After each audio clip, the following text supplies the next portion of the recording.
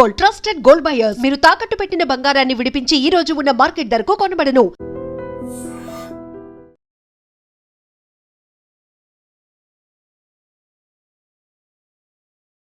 Hi hello నమస్తే welcome back to our channel. నేను మీ వైషు. కొంతమందికి ఫేమ్ వస్తే దాన్ని ఎలాగైనా చెడగొట్టాలని ఉంటారు కొందరు, ఇది ఒక వర్షన్. ఇంకొంతమందికి ఫేమ్ వస్తే దాన్ని వాడుకొని ఎవరిదో ఒకరు సంపాదన తొక్కేయాలి తినేయాలని చూస్తూ ఉంటారు ఇంకొందరు. మరి ఇందులో ఏ కేటగిరీకి వస్తారో తెలియదు కానీ యూట్యూబర్ నందూస్ వాళ్ళ గురించి ఈ మధ్య కాలంలో యూకేలో కన్సల్టేషన్లో ఇప్పిస్తామని చెప్పేసి చాలామంది లక్షలు కట్టామని చెప్పి మీడియా ముందుకు వచ్చి వాపోతున్నారు. మరి ఇందులో నిజమంతా తప్పెవరిది? అంటే యూకేకో యూఎస్కో వెళ్తే వాళ్ళని నమ్మేసి ఇంత డబ్బులు ఎలా పెడుతున్నారు? ఈ విషయం గురించి మాట్లాడడానికి ఈరోజు నాతో పాటు సోషల్ యాక్టివిస్ట్ కృష్ణకుమారి గారు ఉన్నారు. మేడంతో మాట్లాడదాం. హలో మ్యామ్, నమస్తే. ఎలా ఉన్నారు? సో నందూస్ వరల్డ్ సుపరిచిత యూట్యూబర్, అలానే ఈ మధ్య సినిమాలో కూడా చేస్తున్నారు. కన్సల్టేషన్ ఇప్పిస్తామని చెప్పేసి లక్షలు తీసుకున్నారు అని చెప్పి మీడియా ముందుకు వచ్చి చాలామంది మాట్లాడుతున్నారు. మాకు అసలు సంబంధమే లేదు, మాకు వచ్చిన పేరుని చూసి తట్టుకోలేక వాళ్ళు మాట్లాడుతున్నారని చెప్పి వాళ్ళు మాట్లాడుతున్నారు. ఎవరిది తప్పు, ఎంతవరకు నిజం ఉంది ఇందులో? ప్రస్తుతానికి ఇప్పుడు ఆ మాట కూడా చెప్పట్లా. ఓకే, ఎవరో మా మీద కుట్ర చేశారు అనే మాట కూడా చెప్పట్లా. అంటే ఒకసారి మోసం చేయొచ్చు ఎవరినైనా, 2 సార్లు మోసం చేయొచ్చు, 3 సార్లు మోసం చేయొచ్చు, కానీ పదే చేయలేరుగా. ఆ మాటలు చెప్పి కొంచెం కొంతమంది అయినా ఏమోలే పాపం నిజమేనేమో అని అనుకునేలాగా ఒక కవరప్ అయితే చేశారు ఆవిడ. అది కూడా ఉపయోగం లేదు అని అనిపించింది. ఇప్పుడు ఆ స్టేట్మెంట్లు కూడా ఇవ్వడం మానేశారు. అసలు విషయంలోకి వస్తే ఇప్పుడు లండన్ ఎవరైనా వెళ్ళాలి అంటే ఒకటి స్టూడెంట్ వీసా, ఇంకోటి స్పాన్సర్షిప్ వీసా. ఇప్పుడు స్టూడెంట్ వీసా అంటే ఎడ్యుకేషనల్ ఇన్స్టిట్యూషన్స్ ఇస్తాయి. ఏదైనా కన్సల్టెన్సీ ద్వారా ఎడ్యుకేషనల్ ఇన్స్టిట్యూషన్ నుంచి తెప్పిస్తారు, ఇస్తారు. అక్కడ అప్పుడప్పుడు అక్రమాలు జరుగుతూ ఉంటాయి, అది వేరు. అయితే ఈ స్పాన్సర్షిప్ సిఓఎస్ ఇస్తారు. సిఓఎస్ ఎవరు ఇవ్వగలరు అంటే ఎవరైతే కాలేజీలో అక్కడ యూనివర్సిటీస్కి నో అది కాలేజీలతోటి ఆ కన్సల్టెన్సీ వేరు. ఇది సిఓఎస్ ఏంటి అంటే అక్కడికి వెళ్ళి పని చేసుకునే వర్క్ వీసా. Working visa. ఇప్పుడు వీళ్ళు ఏం చెప్తారంటే వీళ్ళు ఒక 6 కంపెనీలు ఫ్లోట్ చేశారు నందు వాళ్ళు. ఈ 6 కంపెనీల్లో మా కంపెనీలో పనిచేయటానికి మేము వాళ్ళని తీసుకొచ్చుకుంటున్నాము, వీసా మేము స్పాన్సర్ చేస్తున్నాము అని చెప్పి లెటర్స్ పంపిస్తాము అని చెప్పి, ఆ లెటర్ పంపాలి అంటే మీరు 20 లక్షలు కట్టాలి అని చెప్పి చెప్పారంట. జస్ట్ ఒక లెటర్కి 20 lakhs అంటే మరి వాళ్ళు పెట్టిన అమౌంట్ అది ఎక్కువ తక్కువ అంటే ఇప్పుడు ఎలదలుచుకున్న వాళ్ళకి చేతిలో డబ్బులు ఉన్న వాళ్ళకి అదేమి ఎక్కువ కాదు. సరే, అందుకు ఇష్టపడే వెళ్ళారు. మరి ఆ తర్వాత డబ్బులు కట్టిన తర్వాత ఫోన్లకు ఆన్సర్ చేయట్లేదు, మెసేజ్లకు ఆన్సర్ చేయట్లేదు, చేతులు ఎత్తేసారు. పైగా ఇది ఒక 4 నెలల నుంచి కొంచెంగా మాట్లాడుకుంటున్నారు. మాట్లాడుకున్నప్పుడల్లా వాళ్ళు మేము చాలా ఎదిగిపోయామని చెప్పి మమ్మల్ని చూసి తట్టుకోలేక ఇలా చేశారు, అది చేశారు, ఇది చేశారు అని చెప్పి మాట్లాడుకుంటున్నారు. అని ఆమె ఏదో కవరప్ చేసుకోవాలని చూసింది. సరే, ఏది ఏమైనా అంటే కవరప్ చేసుకోవాలని చూస్తున్నారంటే నిజంగానే మోసం చేశారని అంటున్నారు వాళ్ళు. ఇప్పుడు మామూలుగా ఫస్ట్లో ఇప్పుడు 3 రోజుల క్రితం నేను మాట్లాడినప్పుడు కూడా నాకు ఇంకా ఫుల్ డీటెయిల్స్ లేక నేను కూడా ఇదమిద్దంగా జరిగిందేమో, అయ్యుండొచ్చేమో, లేదు కాకపోయి ఉండొచ్చేమో అని అనుకున్నాం. కానీ ఇప్పుడు ఫైనల్కి ఇప్పుడు ఒక అతను ఫేస్బుక్లో వీడియోస్ పెడుతున్నాడు, వాళ్ళతోటి డైరెక్ట్గా మాట్లాడిన అతను. ఈ బాధితుల దగ్గర నుంచి అతను ఇన్ఫర్మేషన్ తీసుకుని ఆ ఇన్ఫర్మేషన్ ప్రకారం వీడియోలు పెడుతున్నాడు. అవి చూసిన తర్వాత అతను ఇస్తున్న ఇన్పుట్స్ని బట్టి ఇది ఖచ్చితంగా జరిగింది అని అనిపిస్తుంది. అసలు పైగా వీళ్ళు ఎంత గమ్మత్తుగా డబ్బులు తీసుకున్నారంటే 2024లో వాళ్ళు దాదాపు 1 సంవత్సరంన్నర క్రితం ఇండియాలో ఒక ఫంక్షన్ చేశారు. వాళ్ళ పిల్లల పంచెల ఫంక్షన్ అని చేశారు. ఆ పంచెల ఫంక్షన్లో ఆ వీడియోని కూడా యూట్యూబ్లో పెట్టి దాని ద్వారా కూడా డబ్బులు సంపాదించారు. ఇప్పుడు ఈ సోకాళ్ళు యూట్యూబర్స్ కావచ్చు, ఇన్ఫ్లుయెన్సర్లు కావచ్చు, వాళ్ళ ఇంట్లో అసలు పిల్లి పెద్ద మనిషి అయితే కూడా పెట్టేస్తున్నారు, చూసేవాళ్ళు కూడా అట్లా చూస్తున్నారు. సరే ఆవిడ యూట్యూబ్ లో చాలా ఫేమస్ కూడా, ఆవిడ ఏం చేసినా యూట్యూబ్ లో పెడతారు, వంటలు చేస్తే పెడతారు, అలిగితే పెడతారు, కోపం వాళ్ళ కొడుకు తెలుగు సరిగా మాట్లాడింది అంటే అవన్నీ కావాలని వాళ్ళు, అంటే అబ్బాయి సరిగా మాట్లాడడేమో దాన్ని కూడా ఒక వీడియో లాగా చేసి పెడతారు. అంటే అదంతా ఏంటి అంటే వాళ్ళ వ్యూవర్షిప్ కోసమే, యూట్యూబ్ నుంచి డబ్బులు వస్తాయి కాబట్టి వ్యూవర్షిప్ కోసం పెట్టారు. అయితే ఆ పంచల ఫంక్షన్ చేసినప్పుడు ఏం చేశారు అంటే, ఎవరైతే వీళ్ళు డబ్బులు ఇస్తాము అని అంటున్నారో, మాకు 6 కంపెనీలు ఉన్నాయని చెప్తే డబ్బులు ఇస్తాము అంటున్నారో, వాళ్ళందరి దగ్గర డబ్బులు ఎట్లా తీసుకున్నారంటే వీళ్ళు, ఇగో ఆ భోజనాలవాడికి ఫోన్పే చేయండి, ఆ పువ్వుల డెకరేషన్ వాడికి ఫోన్పే చేయండి, అది చేయండి, ఇది చేయండి అని చెప్పి డబ్బులు కట్టించుకుంటారు. అంటే వాళ్ళు యూట్యూబ్ లో అంత సంపాదిస్తున్నారు, ఇన్ని చేసుకుంటున్నప్పుడు వాళ్ళకు కూడా డబ్బులు బాగానే వచ్చుంటాయి కదా నార్మల్ గానే. వీళ్ళ దగ్గర తీసుకొని భోజనాల వాళ్ళకు, ఫ్లవర్ డెకరేషన్ వాళ్ళకు కట్టించాల్సిన అవసరం ఉందంటారా? వాళ్ళకి అవసరం ఉందని కాదు, వాళ్ళు వసూలు చేయదలుచుకున్నారు వీళ్ళ దగ్గర నుంచి. ఎట్లా ఇవ్వాలి? డైరెక్ట్ గా మొత్తం తీసుకుంటే ఏదో ట్యాక్స్ పడుతుంది కదా.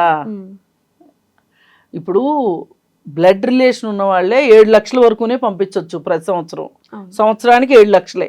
అది బ్లడ్ రిలేటెడ్ వాళ్ళే. మామూలుగా వేస్తాము అంటే ట్యాక్స్ కట్టమంటారు. అర్థమైందిగా మీకు? అందుకని చెప్పి మీకు ట్యాక్స్ పడకుండా ఉండాలి అంటే గనక మీరు ఇలా పే చేయండి అని చెప్పి, మరి ఇక్కడ గోల్డ్ కొనుక్కుంటే డబ్బులు కట్టించుకోవటాలు ఏవేవో చేశారు. అయిపోయింది, ఫంక్షన్ అయిపోయింది, లండన్కి వెళ్ళిపోయారు. వెళ్ళిపోయిన తర్వాత ఇక్కడ వాళ్ళని పట్టించుకోవట్లేదు. మధ్యలో ఆవిడ సినిమా షూటింగ్ కోసం వచ్చింది. వచ్చినప్పుడు మరి ఆవిడని కలవటానికి కుదిరిందో కుదరలేదో, ఇప్పుడు వాళ్ళు పెద్ద పెద్ద హోటల్స్లో ఉన్నారనుకోండి, వెళ్ళి ఎలా కలవగలుగుతారు? కలవలేరు కదా. మరి ఈ పరిస్థితుల్లో బాధాకరమైన విషయం ఏంటి అంటే, ఈ డబ్బులు కట్టిన వాళ్ళల్లో ఎంతమంది మిడిల్ క్లాస్ వాళ్ళు ఉన్నారో, అక్కడ దాకా వెళ్ళి అక్కడికి వెళ్ళి సంపాదించుకొని సెటిల్ అవ్వాలి అనే ఒక, కొంతమందికి ఫారిన్ మోజు ఉంటుంది, కొంతమందికి ఎక్కువ సంపాదన వస్తుంది అని ఉంటుంది. ఇట్లా రకరకాలుగా బాధలు అయితే ఉంటాయి వాళ్ళకి.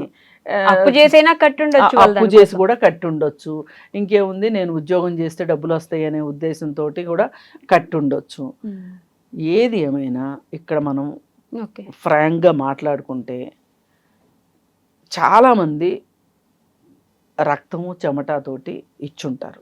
ఇప్పుడు కొంతమంది ఆస్తులు ఉంటే అమ్ముకుని కూడా ఇచ్చుండొచ్చు.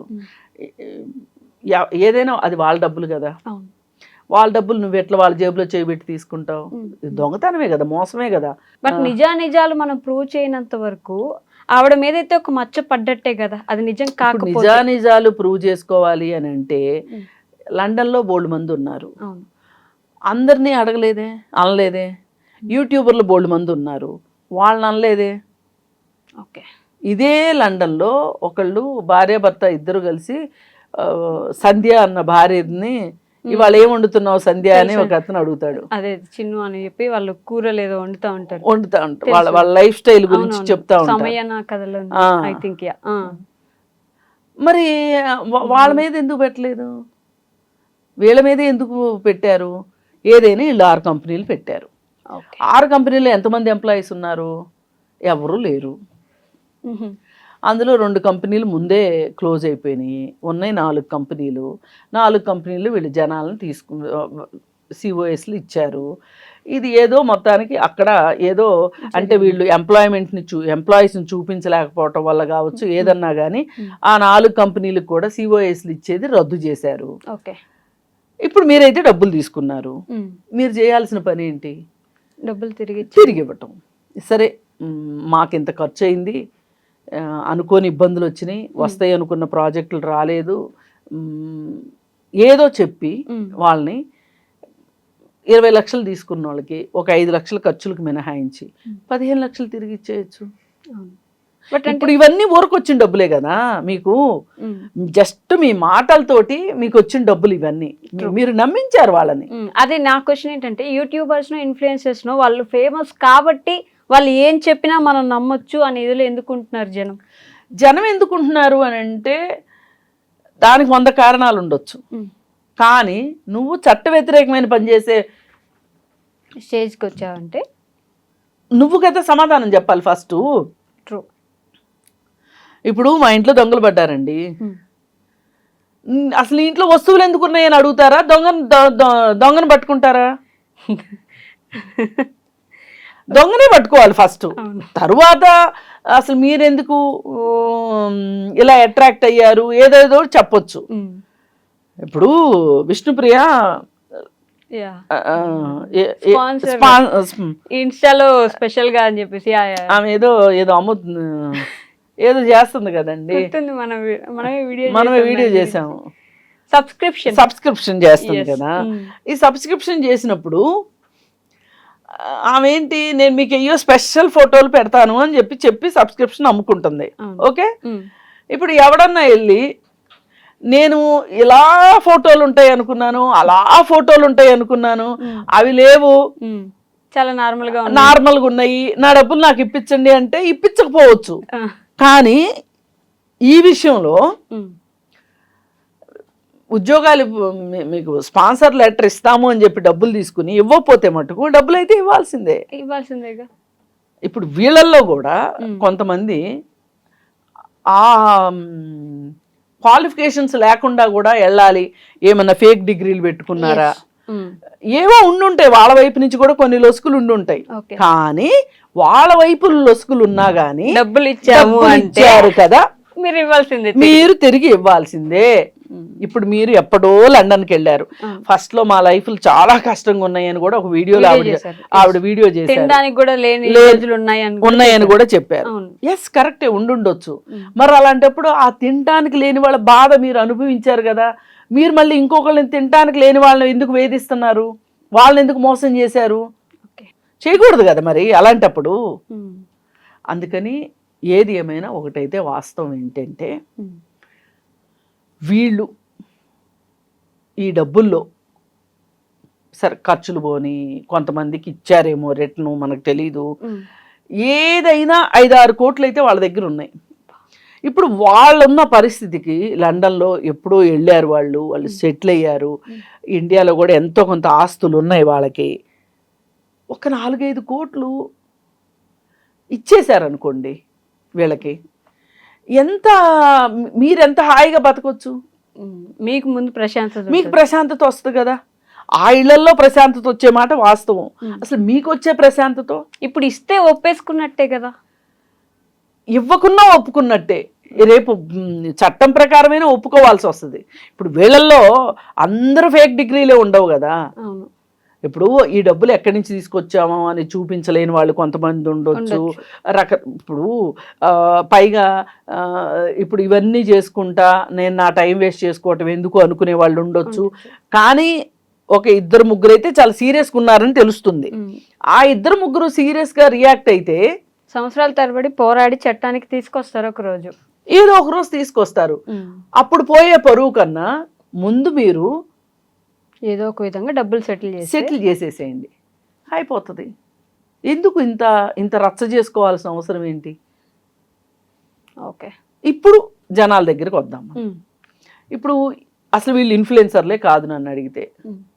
ఇన్ఫ్లుయెన్సర్స్ అంటే ఏం ఇన్ఫ్లుయెన్స్ చేస్తారు? అసలు ఇన్ఫ్లుయెన్సర్స్ అంటే ప్రభావశీలురైన వ్యక్తులు. వాళ్ళు ప్రభావవంతంగా ప్రభావితం చేస్తారు. వాళ్ళని చూసి మనం ఏదో నేర్చుకుంటాం, వీళ్ళని చూసి ఏమి నేర్చుకుంటాం?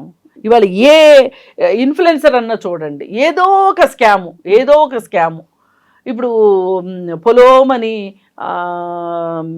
బిగ్ బాస్కి వెళ్ళడము, బయటకు వచ్చేయడము, ఈ బయటకు వచ్చిన వాళ్ళంతా ఇన్ఫ్లుయెన్సర్లని బోర్డు పెట్టుకోవడము, మోసాలు చేయటము. ఇప్పుడు ఈ మధ్య కాలంలో ఒక 4-5 రకాల మోసాలన్నీ వాళ్ళు చేస్తున్నాయే కదా. ఇన్ఫ్లుయెన్సర్ల పేరుతోటి బెట్టింగ్ యాప్లు ప్రమోషన్ చేయటాలు, ఇంకోటి ప్రమోషన్ చేయటాలు, ఇవన్నీ ఏంటి అసలు ఇవాళ ఎట్లా ఉంది అంటే జనాలు కూడా నమ్మడం మానేయాలేమో కదా వాళ్ళని ఇక్కడి నుంచి అయినా. ఇప్పుడు చూడండి, ఎవరికి వాళ్ళకి మాకు స్వానుభవం అయిందా అనుకుంటారు. ఇప్పుడు సినిమాలు తీస్తుంటారు కదా, డబ్బులు పోతుంటాయి కదా సినిమాలు ఆడక. మరి మానేయొచ్చు కదా అంటే ఎవరి కాళ్ళకి ఏముంటది, వాళ్ళకి పోయింది మాకు వస్తుంది. ఆహా, వాళ్ళకి చేతగాక సరిగా సినిమా తీలా, మేము బాగా తీస్తాం అనే ఒక కాన్ఫిడెన్స్ ఉంటుంది ఎవరికైనా. అట్లాగే ఇప్పుడు వీళ్ళు కూడా ఇప్పుడు నలుగురిని విచారించవచ్చు కదా అంటే, అమ్మో ఎవరికైనా చెప్తే వాళ్ళు లాగేసుకుంటే ఆ అవకాశాన్ని వాళ్ళు గ్రాప్ చేస్తే అనేది వస్తుంది. అందుకని ఏ రకంగా చూసినా ఒక్కొక్కసారి దొందుకు దొందే అన్నట్లు అయిపోతుంది. అయిపోయి అలాంటి సిచ్యువేషన్ లో తప్పించుకుంటారు వాళ్ళు, తప్పించుకునేది అలాగా. ఇక వీళ్ళు కూడా ఏంటి, ఈ ఉద్యోగాల కోసం, బ్యాక్ డోర్ ఉద్యోగాల కోసము, ఇట్లాంటి వాటి కోసం డబ్బులు పెట్టిన వాళ్ళు ఇంకా మళ్ళీ ఎవరికైనా చెప్తే నవ్వుతారేమో, మేము వాళ్ళ దగ్గర మోసపోయారా మీరు అంటారేమోనని, పోలీస్ స్టేషన్కి వెళ్తే సరైన రిసెప్షన్ ఉండదేమోనని, ఈ ఎన్ని సంవత్సరాలకు తేల్తాయోలే అను, ఇట్లా రకరకాల కారణాలతోటి చట్టాన్ని ఆశ్రయించకుండా ఉంటారు. అసలు దీనికంటే ముందు చట్టాన్ని ఇలా నమ్మడము, ఇవ్వడము, చట్టాన్ని ఆశ్రయించటము, వీటికంటే కూడా ముందుగా ప్రతి వ్యక్తి కూడా ఎంత నమ్మాలి, అసలు వీళ్ళని నమ్మడం ఏంటి అనేది ఒకటి రావాలి. పైగా ఇలా డబ్బులు ఖర్చు పెట్టేటప్పుడు ఈ డబ్బులతోటి నేను ఇక్కడే ఉండి ఏం చేయొచ్చు అనేది కూడా ఆలోచించవచ్చు. మన ఫ్యామిలీ కాదు 20 లక్షలు ఒక మనిషికి ఎలా ఇచ్చేస్తామని కూడా ఆలోచించవచ్చు. అయితే మనకి ఇక్కడ అసలు ఇండియాలో డిగ్నిటీ ఆఫ్ లేబర్ లేదు. మనకి అమెరికా వెళ్తే పెట్రోల్ బంక్లో అయినా పనిచేస్తారు, స్విగ్గీ జొమాటోలో పనిచేస్తాం, హోటల్స్లో పనిచేస్తాము. అక్కడ ఎక్కడ ఏం చేసినా ఇది ఉండదు, సిగ్గులా అనిపించదు. కానీ ఇక్కడ మాత్రం చేయలేరు. ఇక్కడ చేయలేరు. ఇక్కడ కూడా చేశారనుకో వెళ్ళాల్సిన అవసరమే లేదు కదా. అందుకని ఆలోచించాల్సింది ఏంటంటే, మీ హార్డ్ అండ్ ఎర్న్ మనీ, రక్తము చెమటతో మీ తల్లిదండ్రులు సంపాదించిన డబ్బుని ఇట్లా మీ విమ్స్ అండ్ ఫ్యాన్సీస్ కోసం మీరు ఇట్లా తగలయ్యొద్దు అని మాత్రం మనం చెప్పగలుగుతాము. ఒకవేళ నష్టపోతే కూడా ధైర్యంగా పోలీస్ స్టేషన్కి వెళ్ళండి, కేసు పెట్టండి, పోరాడండి.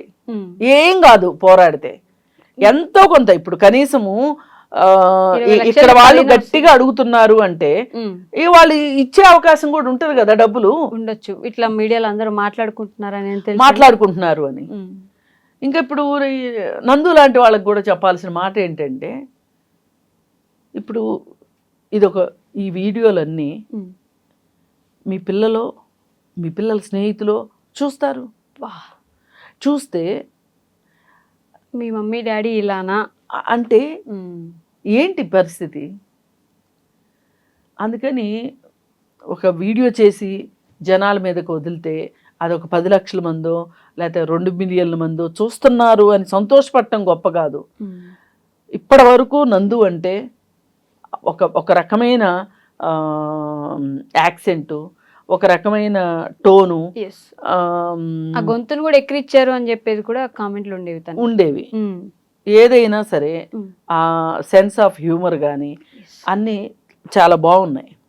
దాన్ని అట్లా నిలబెట్టుకుంటే ఇప్పటికి కూడా అవకాశం ఉంది. ఎంతో కొంత వెంటనే తిరిగి ఇచ్చేస్తే ఇప్పుడు మనం చేయలేకపోయాము. ఇప్పుడు మీరు ఏదో చేద్దాం అనుకున్నారు, 6 కంపెనీలు పెట్టడం అంటే అసలు ఇప్పుడు ఇలా సిఓఎస్లు అమ్ముకోవచ్చు అనే కంపెనీలు పెట్టారా? అసలు మీ ముందే మీ బుద్ధే వక్రమైన బుద్ధే? పోయింది కాదు, పెట్టడమే అలా అనుకొని పెట్టారా? ఇది మరింత మోసకారితనం కదా. అది అలా అసలు ఏ ఎంప్లాయీస్ లేకోకుండా 6 కంపెనీలు మీరు పెట్టారు అంటే ఎందుకు పెట్టినట్టు సూట్ కేస్ కంపెనీలు?